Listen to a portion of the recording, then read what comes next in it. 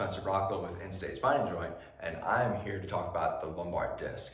Specifically, I want to address how common issues of disc occur and what to do to address those issues. To make better sense of this, I'm going to draw out a picture.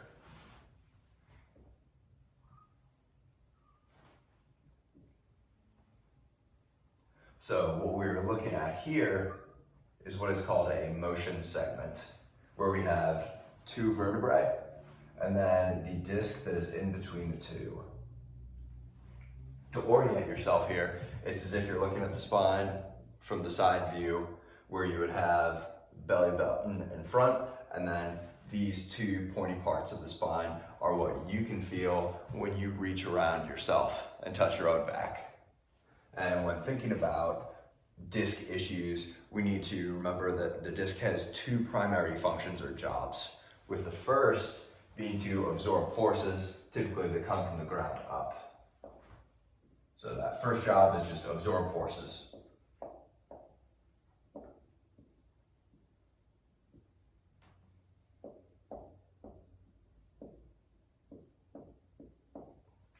And then the second very important job is to give the spine its ability to move. Because without this disc here, this big disc, then these vertebrae would be smack dab on top of each other, and that would drastically reduce the ability of the spine to move. So number 2 is just spinal mobility.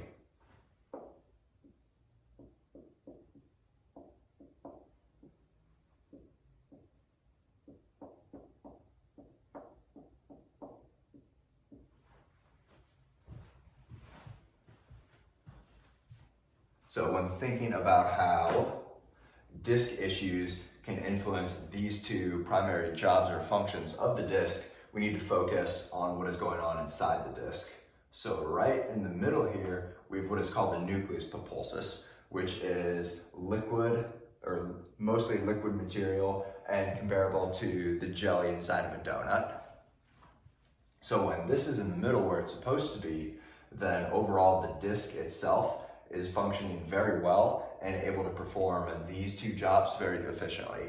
However, when this moves away from the middle, then the further away it is from the middle, the less efficient the disc as a whole is at doing these two jobs. So with the disc being very malleable, it can also be influenced quite a lot by movement. So unfortunately, when a movement is applied over and over and over again, then that can cause this to move. Because if you remember back to physics class, liquid does not compress or get any smaller under pressure, but it can absolutely move. So when thinking about movements of the spine, definitely the most common movement is this forward flexing motion. It happens anytime we bend forward to pick something up, and then also occurs constantly when we're sitting with poor posture. We have our pelvis rolled forward like so. So that then takes the front ends of the vertebrae here and angles them together. So when they come together like so, once again, this motion, then that will produce a force and pressure that pushes back on the nucleus here, which can then cause it to move back.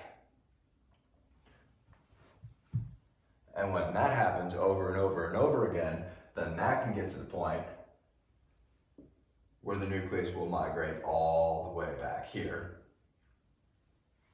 Can be connected a little bit.